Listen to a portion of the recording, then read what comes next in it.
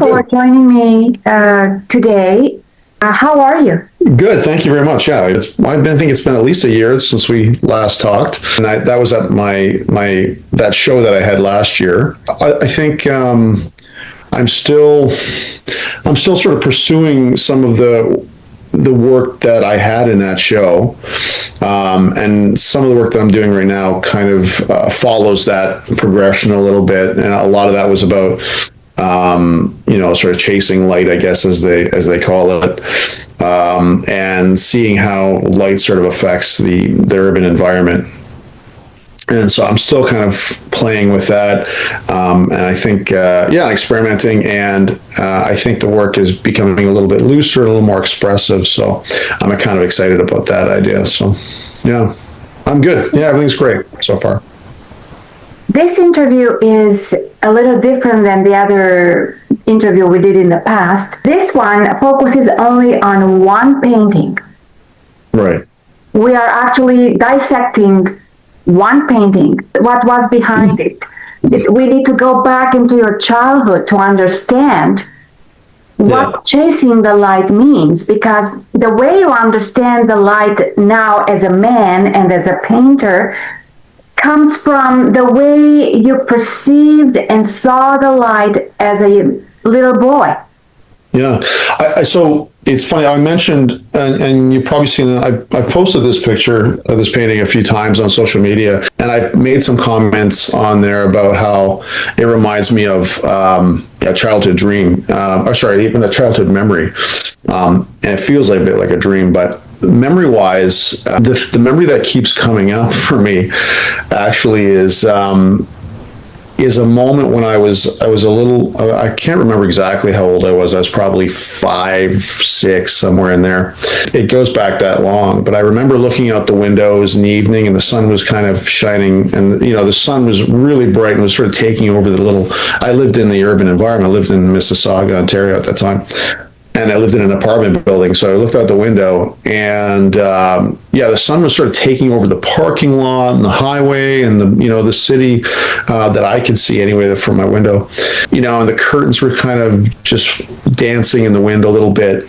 And I remember that my mind just sort of floating around, looking out that window, thinking about what the day was tomorrow, what I would do tomorrow as a kid.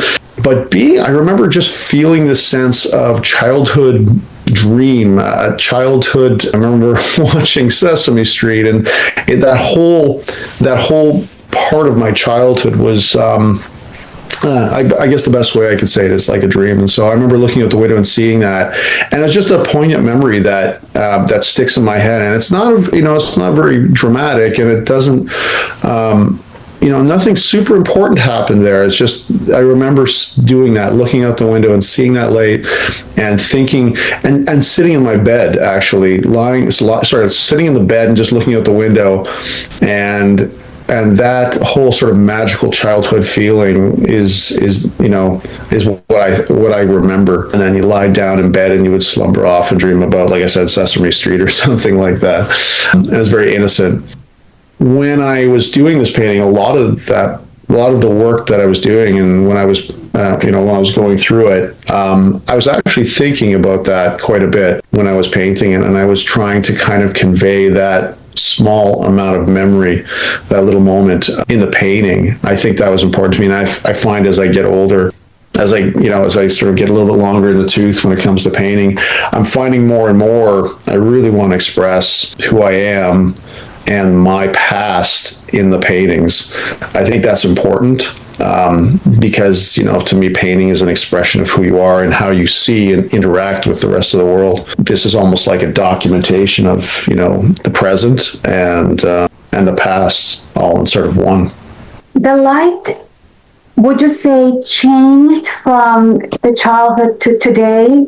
Because it's been a while. Yeah, I mean, the funny thing is, when you're a kid, that light is, it's very magical. I mean, and it is now, but it definitely means something different. Back then, I think the light is all of the things you're thinking about, the stories, the little storybook, the book that you read before you went to bed, the TV show that you watched before you went, before you went to bed, and all the things that you think about when you're a kid, that's sort of wrapped up in when you see that light in the sun going down. That's what and that's what that sunlight means to you, right? And it means something different when you're older. When I was walking down the street and I saw this scene, the light, when I'm reminded of that when I was a kid, it kind of brings you back there a little bit, right? And the light now for me it's like looking back in the past, actually, believe it or not. That's what it is for me. I think when I look at the light, especially in this painting, when I was doing it, it was basically, it's like this window that you can look through to the past on a regular basis, and it connects you. I think that's the thing, is it connects you to the past and it connects you to now at the same time. It's almost like it's the same moment, and no time has passed at all. Let's talk about the angle where you are and looking at this street, because I don't think it's from your house. No, it's so in the evening I spent a lot of time going for walks. And this painting started with sort of an evening walk. I do spend a lot of time especially in the summer and the fall, going for these late night walks, or not late night, but just late evening walks. I love it when the sun's going down. It's just the sky is beautiful at that time, and the sun was sort of falling across their neighborhood. Below the sort of the highway, and this is actually not very far from my house. It's probably a good 10-minute walk, maybe. And the sun was I was walking over the bridge on the highway. There's a highway there, and so I walked over this bridge and I looked, and you could sort of see down below this little bit of a neighborhood. It's near a place called Westdale in Hamilton. And it's this little neighborhood down below, actually below the bridge, and then you can sort of see cars sort of bustling by on the highway. And there's this little neighborhood down there. It looks like a little storybook neighborhood, and then the sun is shining. And I think that's what it really reminded me of that moment when I was a kid was, seeing that little town in below, and there was cars going by, and it was this little storybook sort of world. And then, you see the big cars going by and the trucks and everything on the highway in front. And then there was the sky, which, we think of as being something that's separate from us, but it really interacts with us. That light is interacting with us and actually tying us with it. And so, all of the elements, actually, if you look at the painting, it has sort of this step element to it where you have cars on the highway down below. I don't know if you can see that in your picture, but you can sort of see these little cars down below. And then as you move up, you have the world that we live in, and there's this little storybook neighborhood down below. And you have the buildings and all the things that are part of the urban environment. And, there's a Canadian flag here. And then you've got this big sort of encompassing sky. That's not ominous, but it looks very spiritual to me. And it looks like it very much looks like it's connecting us through the rest of the world. So that's kind of how I was seeing it. And that's, again, this is just it's about 10 minutes away, basically, where I live on one of my morning walks. I start evening walks, and yeah. Your paintings are very urban. However, somehow you always include nature. I think so, yeah. I think that, so growing up in the urban environment, it's funny, I grew up in an urban environment. My grandfather was he was an artist, and he introduced me to a lot of artists who were naturalists, with the Group of Seven, Robert Bateman, artists that really spent a lot of time in the nature and really focused on nature. And I think a lot of Canadian art over the last 100 years has definitely been focused on nature in the North, especially with the Group of Seven. And so I always thought, over the years, and right up until, probably 10 years ago, really, that I thought that, good Canadian art was always focused just on the natural environments. And but as I started to experiment a little more, with my work, I started looking around because I don't live in, and we have a beautiful trail system actually here in Hamilton. It's gorgeous. We live on an environment on an escarpment, and there's lots of nature around. But I really wanted to take a look at exactly where I live and how that interacts with the nature, because nature is beautiful, but there's also a lot of beauty in the city if you're willing to walk around. So I started experimenting with just the urban elements itself, and I found that connection was more real for me, because I wasn't, I don't spend days in the wilderness. I do love hiking, and it's beautiful around here, but it's not necessarily where I spend most of my time. And so I spend most of my time taking walks in the evening around, right through downtown and around here. And there's a lot of things that I think I was missing out on from an artistic perspective. So when I started walking around the city, and I just started, documenting in paint what I thought was interesting, and I just became more and more interesting. And so, I wish I had thought of that, years ago, when everybody was telling me, you need to paint the North. That's what's beautiful. But I think where we live, we call it home, right? For a reason, because we feel comfortable here. And I think that also has to be documented too as well. So that's kind of where my thought process is with that. So how do you choose your spots? Because you painted backyards, you painted street lights in the middle of the night. Yeah. For example, here, some people might look at this painting and say, wow, it's very, very urban. So isn't he a bit romantic? Yeah, I should maybe a bit romantic. I don't think there's anything wrong with that, to be honest with you. Some of the greatest paintings in the world are romantic and nostalgic. I think they get a bit of a bad rap. But I think so. I try to look for a lot of things. I mean, there's things that are obviously beautiful, like the sun, coming through us, down a street. People love that, right? And I think, and because it is beautiful to our eye when we see, the gorgeous sky, the colors, and how it's interacting with the environment that we live in. I think this is beautiful, and it's also familiar to us. But I also really like experimenting. I've got quite a few paintings over the last few years that I've done right downtown. Some of them are evening paintings of right downtown in the urban environment. There's not a lot of nature there. There might be a tree or two, but it's really more focused on the light that you see, the street lights and the lights from stores. I remember doing one last year. It was outside a storefront right downtown Hamilton here. It was like a pizza shop. The light, I love looking at the different forms and abstract shapes that light can create. Sometimes it's not always necessarily the subject matter. Sometimes it's really just what the light is creating from a shape perspective. And so when I saw that pizza place, it was just an abstract of colors, and shapes. And so that's kind of, how I see this a little bit, almost a bit like an abstract. Even the painting you see here too as well. I look at the urban environment, and I think from an abstract perspective, how does that look from a shape abstract perspective? I love abstract art, to be honest with you. Even though I paint in a realist sense, I do love a lot of abstract art, and I think it can influence realism, or representational painting. And so I like to play with that. I like to play with how you can abstract art can sort of simplify your compositions, and then playing with that and how that affects your realistic painting. So anyway, like I said, when I walk through the city, I'm looking for that. I'm looking for those abstract moments.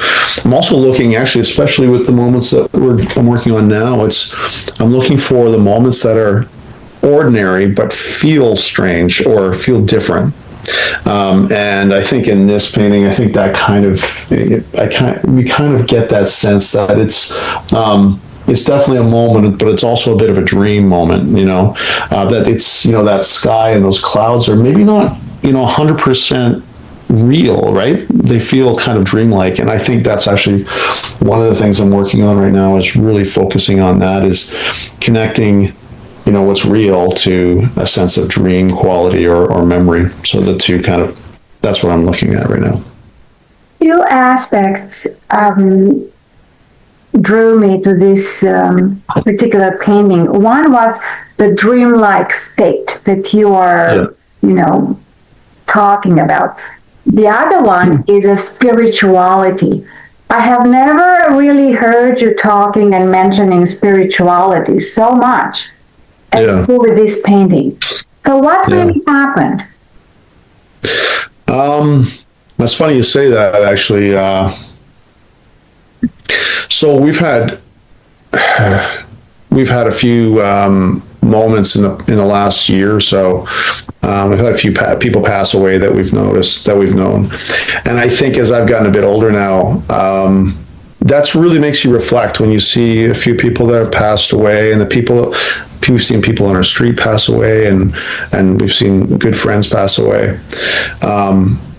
And obviously not that old, but we're getting older, and I think that's kind of affected me quite a bit. And it's made me reflect, my mortality a little bit. And I think a lot of that reflection is coming out of my paintings. Is I'm really looking to put something down, like I said before, that expresses my emotion, and that I want really myself in there, and how I see my mortality, even, right? I want that in the painting, and so that's really kind of what I'm focused on right now, and that's why that's when I talk about spirituality. Like, even the sky has a sort of a sense of spirituality to it, right? And almost like, and I'm not a very religious person, but I do, I do think deeply about, the spirit and the spirituality, and I think the sky has that kind of sense that there's an openness, and there's, it goes off into nothing, and maybe that's who we are, right? So, I think that the things that have happened to me in the last year or so, that's kind of really sort of driving that painting for us right now. Because if you look at the painting, that light is very intense, and it almost looks as if it's a passage between the earth and heaven. Yeah, exactly. Yeah, no, and that's another thing. Yeah, I've done the few of the paintings that I'm working on for this body of work. Are literally is exactly that. It's just the fact that we always think of the sky as this open thing that's not really part of our life, right? We're on the ground and the sky is up there. But yet it affects us in so many ways. The light that comes from the sky, the atmosphere, the weather, and then when you look into it, you realize that we're a little ball in the middle of it all, right? And so I don't know. To me, that's that there's a definite relationship, and actually that's kind of I think that's one of the reasons the sky is so large in this painting, because as I see the world that we live in down here, there's a real connection to that. There's something going on up there in my mind that's connecting us together, and that's what I'm trying to create, is this connection between what we don't know and what we do know at the same time. So and it's also a message, because if you look at the lower level, it's a little darker. It is. Yeah, it's funny. I was trying to. In past paintings, I've been really sort of liberal with my use of color. So, I use bright, sort of saturated colors in a lot of the work that I've done before. And now I'm starting to experiment with looking for the nuance in colors instead, looking for the small, subtle changes. I think that's really, really interesting. And I think that the colors down here are sort of muted and brown and ruddy, which I think is beautiful anyway, that color. But they aren't as bright as what you hear. So there's a huge contrast between the two. And I find that really, really interesting, that you can have, sort of a ruddy kind of, just sort of nuanced color that isn't obviously bright. And then you've got this big, obviously bright, vibrant sky. And the two create such a contrast. And I think that's really interesting. So, yeah. The painting really is an invitation to self-reflection. Yeah. Self-reflection, self-contemplation, asking us to go inward. Yeah. Yeah, absolutely. Yeah, I think so. And I'm hoping that when people see it, when they spend some time looking at it, I think that they do kind of reflect. I hope it reminds them of something. I do feel like the sort of sunsets, and when the sky is setting, and so the sun is setting, and the sky is being washed out with color, and new color. There's a mood and atmosphere there that tends to make us, I find, reflect on our childhood or whatever. And so I hope when people see it, I hope they get the same feeling that, it's, that evening creates an atmosphere, and you think about things that are similar to that atmosphere. Maybe it's a childhood memory, maybe it's an evening that you had with a friend or whatever it is.